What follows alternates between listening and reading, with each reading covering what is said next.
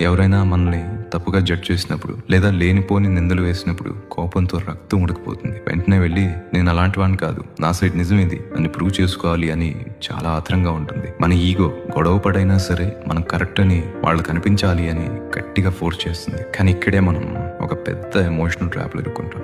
ఎంత బాధపడ్డా, ఎంత గట్టిగా ఎక్స్ప్లెయిన్ చేసినా ఎదుటి వాళ్ళు మనల్ని తప్పుగా చూడాలి అని ముందే ఫిక్స్ అయిపోయినప్పుడు అక్కడ మన నిజాయితీకి జీరో వాల్యూ. సైకాలజీలో దీన్ని ఇమోషనల్ కన్జర్వేషన్ అంటారు. ప్రపంచంలో ప్రతి ఒక్కరికి మనం ఎవరం, మన క్యారెక్టర్ ఏంటి అని సర్టిఫికేట్ ఇవ్వాల్సిన అవసరం మనకు అసలే లేదు. అర్థం చేసుకోలేని వాళ్ళ ముందు వాదించడం, మనల్ని మనం ప్రూవ్ చేసుకోవడానికి ట్రై చేయడం, మన విలువ మనమే చేతులారా తగ్గించుకోవడం, ఎప్పుడు ఎక్స్ప్లెయిన్ చేయడం టైం వేస్ట్ అని మౌనంగా ఉంటాం. మన నిజం మనకు తెలుసు, ఆ ఒక్క క్లారిటీ ఉండే చాలు. మన ఎనర్జీని పనికిరాని వాళ్ళ ముందు ప్రూవ్ చేసుకోవడానికి వేస్ట్ చేయకుండా మన లైఫ్ మీద, మన పనుల మీద పెట్టుకోవాలి. అదే నిజమైన ఆత్మగౌరవం. ఇలాంటి రా అండ్ వర్త్ఫుల్ రియాలిటీస్ రోజు తెలుసుకోవడానికి మన పేజ్ని ఫాలో చేయండి.